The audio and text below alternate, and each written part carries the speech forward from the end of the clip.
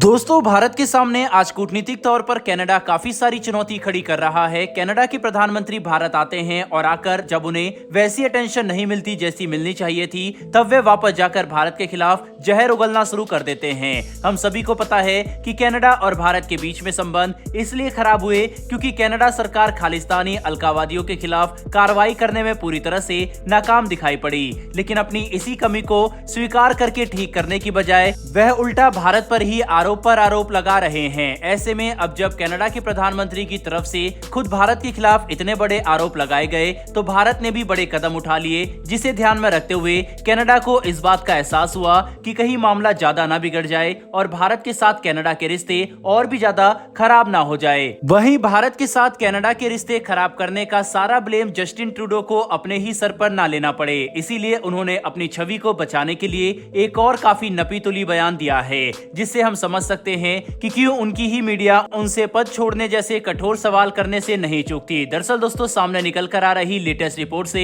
इस बात का पता चला है कि मंगलवार को मीडिया के साथ बातचीत करते हुए जस्टिन ट्रूडो ने कहा कि वह भारत के खिलाफ लगाए गए अपने एलिगेशन में हमें उकसाना नहीं चाहते, बल्कि उनका मकसद सिर्फ इस गंभीर मामले पर भारत का ध्यान खींचना और ये बताना है कि कनाडा की धरती पर एक खालिस्तानी आतंकवादी की हत्या उनके लिए कितना गंभीर विषय है, जिस पर वह भारत से भी सहयोग चाहते हैं। अब ये बात थोड़ी अजीब जरूर है क्योंकि भारत के अंदर कुछ सबसे टॉप आतंकवादियों की लिस्ट में शामिल हरदीप सिंह निज्जर की हत्या के बाद कनाडा भारत पर दबाव बनाने के लिए बड़े बड़े कदम उठा रहा है। खुद कनाडा के प्रधानमंत्री भारत के खिलाफ बयानबाजी कर रहे हैं, लेकिन जब भारत कनाडा से रिक्वेस्ट करता था कि वह अपने देश में एंटी इंडिया गतिविधियों पर लगाम लगाए और इन खालिस्तान विचारधारा वाले लोगों के खिलाफ एक्शन ले, तब कनाडा अलग अलग बहाने बनाकर भारत की बात को टाल दिया करता था। लेकिन आज जब हरदीप सिंह निज्जर की हत्या का मामला कनाडा के प्रधानमंत्री उठा रहे हैं, तब कनाडा भारत के खिलाफ एक्शन लेने और हमें दोषी साबित करने के लिए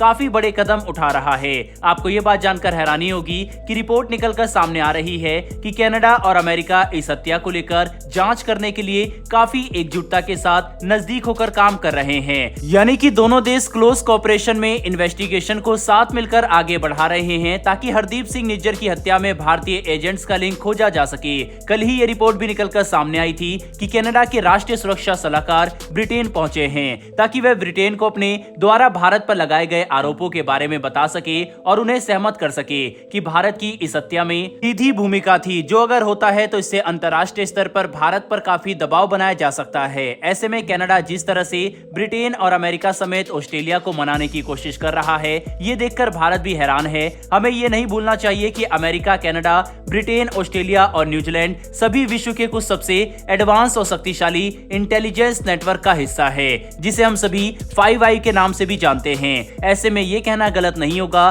कि कनाडा इसी इंटेलिजेंस नेटवर्क का इस्तेमाल करके भारत के खिलाफ जांच कर रहा है। वहीं पर भारत ने कनाडा की तरफ से लगाए गए सभी आरोप सिरे से खारिज कर दिए थे और ये बात खुलकर कही कि ये सारे आरोप न सिर्फ मनगढ़ंत है, बल्कि वह बुनियादी भी है। भारत जैसे देश को कनाडा की धरती पर हुई एक हत्या से जोड़ना, वह भी खुद उनके प्रधानमंत्री द्वारा, भारत के लिए काफी हैरान करने वाला है और हम इसे कभी स्वीकार नहीं करेंगे। लेकिन अगर हम कनाडा के अंदर स्थिति को समझने की कोशिश करें, तो वहां पर मौजूद सिख लॉ मेकर्स भी हरदीप सिंह निज्जर की हत्या को काफी ज्यादा उठा रहे हैं और इसी पर बात करते हुए Canadian member of parliament Jagmeet Singh ने कसम खाई है कि वह हरदीप सिंह निज्जर की हत्या पर इंसाफ जरूर लेंगे और बिना जस्टिस के वे शांत नहीं बैठने वाले। जिससे हम समझ सकते हैं कि कनाडा में जो भी सिख एमपी हैं, वे अपनी सरकार पर भारत पर दबाव बनाने के लिए लगातार लॉबिंग कर रहे हैं। हालांकि भारत को इन सब बातों से कुछ खास फर्क नहीं पड़ता, क्योंकि जब खुद कनाडा के प्रधानमंत्री जस्टिन ट्रूडो G20 में भारत आने से पहले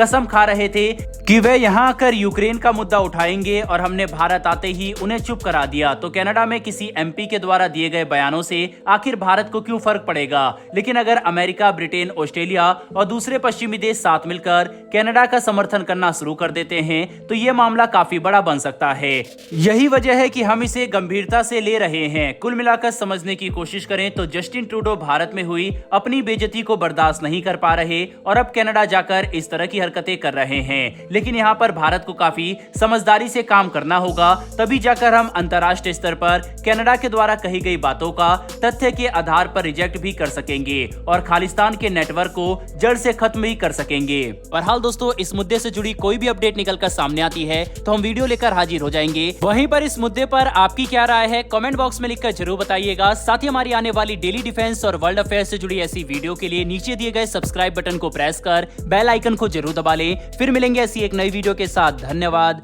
जय हिंद।